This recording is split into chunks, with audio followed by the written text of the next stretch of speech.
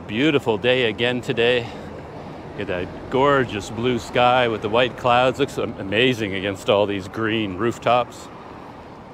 I have to say though that it's quite a bit hotter today than it was yesterday. If for some reason it was quite cool yesterday on my walk. This walk will prove to be a little bit tougher, I think, because of the heat today.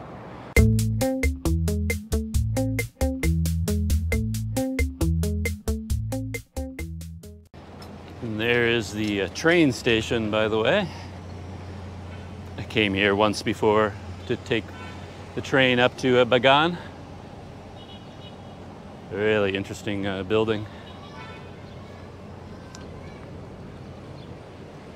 I'm not just wandering around aimlessly, by the way. I haven't mentioned it, but I do have another place I'm trying to get to, and that is the Bogyoke Aung San Museum, which is a museum set up in the former residence of the founding father of Myanmar, Aung San. And I'm not sure I'm pronouncing it correctly, but Bogyoke means general, something like that. So Bogyoke Aung San, General Aung San. And his daughter, of course, is the famous Aung San Chi.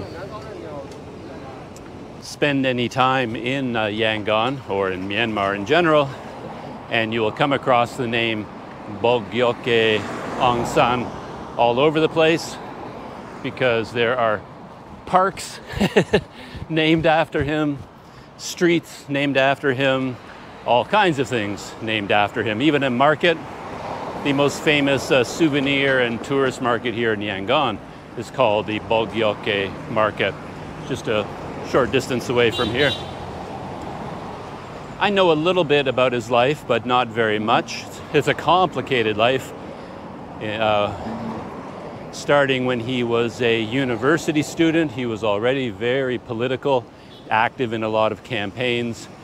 And he was very much an advocate of independence for Myanmar, independence for Burma. And that meant independence from everyone. No independence from the British, of course. He wanted them to leave Myanmar. But then World War II kind of confused things, because Japan invaded and occupied Myanmar.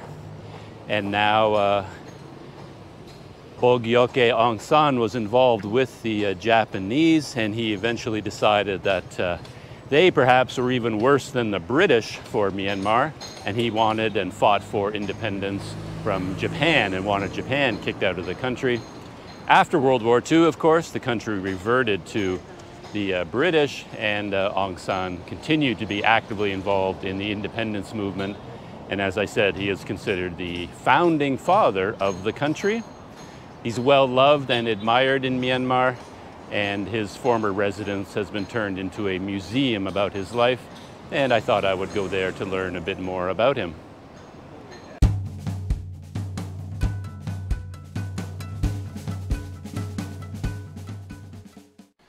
Slowly making progress, turned off of the main busy street, and I'm heading up some small side streets here into a quiet residential neighborhood.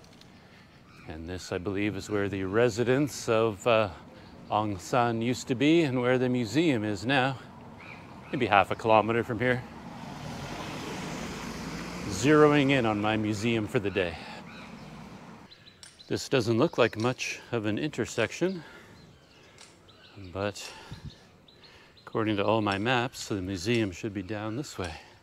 I may not have timed this trip very well. I got distracted again on my way here. Distracted by all that, the boardwalk through the lake.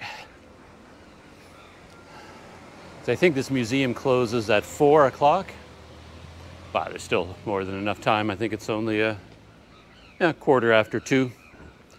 So I'll have over an hour at the museum.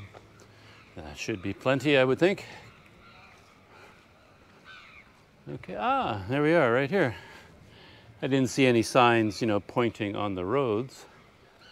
But once you get here, there it is, the Bogyoke Aung San Museum. That's a very nice sign. Admission fee, of course, for foreigners, 5,000 chat. Open from 9:30 to 4:30. Tickets available up to 4 p.m. All right, let's head inside.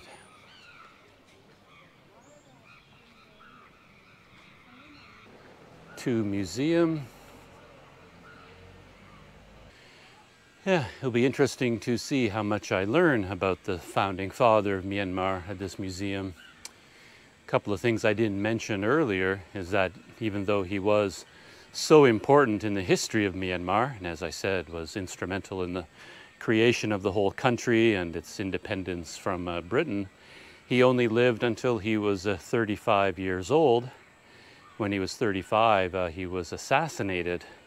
And that took place at the Secretariat, a really huge building, government building downtown that's being restored right now. You still can't go inside there. And yeah, that was something that shocked the whole country and is still something considered a major tragedy today when he was assassinated along with many other people.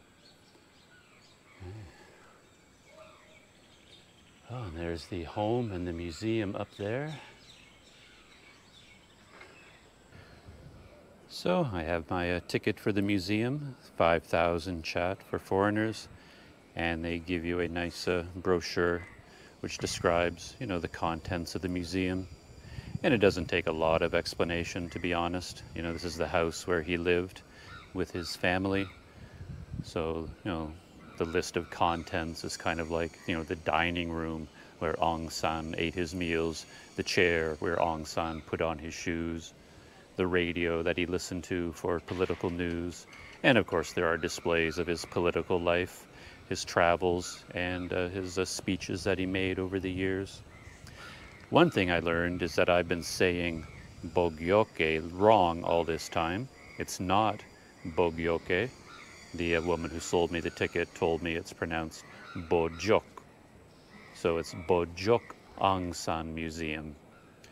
So every time you heard me say Bogyoke, just pretend that I was saying it correctly and that I was actually saying Bogyoke. So these are the grounds of the house here. Very nice and quiet up here. It's on a little bit of a hill. And the house entrance is behind me. I think we go straight into the living room first. So let's go in there and take a look around.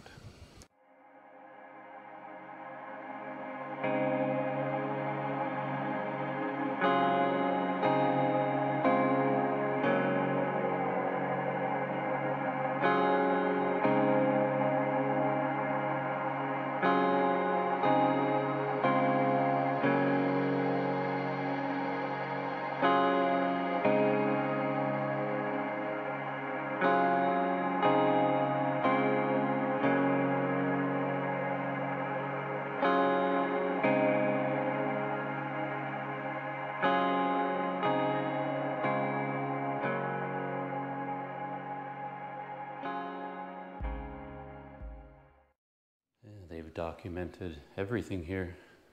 Downstairs is a cabinet where they have a list of every cup, every plate, and every bowl. And here they actually have a list of every book on the bookshelves. That's quite interesting. I scanned the list up here, and almost all the books have to do with, you know, military strategy, military history, you know, other technical works, things like that. History. I didn't see any novels or anything like that. Part of the story of Aung San's life is that at one point he became very sick with a fever, and he was in the hospital, and he fell in love with one of the young nurses there. And he eventually married her, and that's her here. Da Chin Chi, wife of General Aung San. And they had 3 children, Aung San U, Aung San Lin, and Aung San Suu Kyi. And this was the bedroom of their 3 children.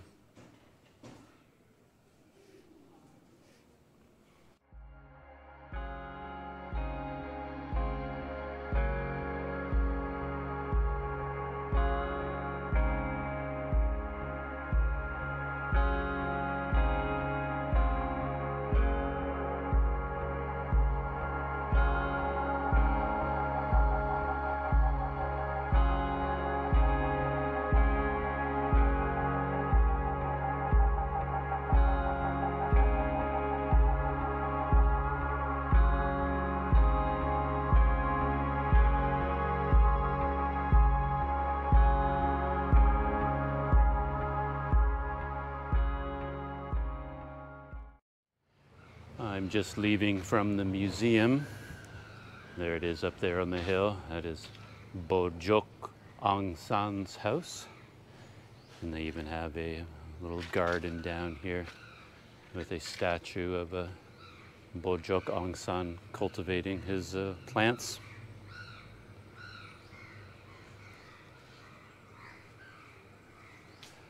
It's a pleasant museum, very nice house, all wooden railings, wooden floors, things like that. So it's very nice to walk around and you get a sense of the man's life. Though you don't learn a huge amount about him and his life, you just get a little bit. I think I learned a lot more about him just from reading articles online about his life. I was wondering where this was. They mentioned in the brochure that his car was on display as well, but I wasn't sure where it was. And I just found it down here, locked away and behind glass. The car used by Bogyoke Aung San up until he was assassinated in 1947. The main things that I picked up on about Aung San and his life, it's very similar to a lot of the leaders in Southeast Asian countries. And that when he was a university student, he was quite active in student politics. And that's kind of what set him on his career path in government and fighting against the British and then the Japanese and fighting for the independence of Myanmar. He was the president of his student union, in fact. And of course, he worked with the student paper. And he quite famously one time was expelled from university because he refused to give up the name of someone who wrote an article that the administration disagreed with. So he was a bit of a rebel right from the beginning, and that kind of led into his life of politics and fighting for the independence of Myanmar. And I find that's a very common story with many of the independence leaders in Bangladesh, for example, Cambodia, a lot of these places, that they started their careers in university and in student politics before moving on to national politics.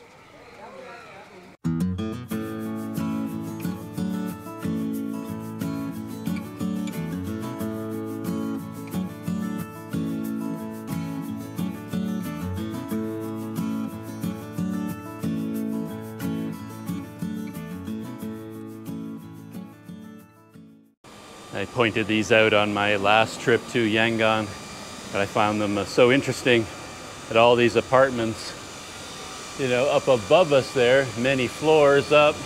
They each have their own rope coming down with a hook and a clip on the end. So when they get deliveries of food or anything from the store, when they buy something, the delivery person can just attach it to this hook and then they can pull it up to their apartment up above. Very handy.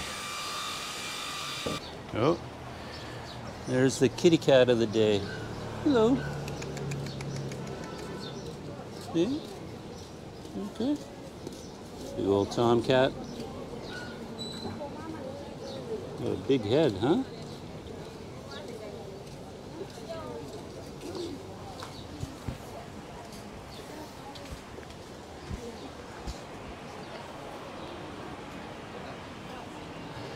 Petting a tomcat with a head that big, you get kind of nervous. They have a lot of power in those jaws, as I know. Start to feel like you're petting a lion or a tiger. And I don't think they're used to strangers coming up and petting them.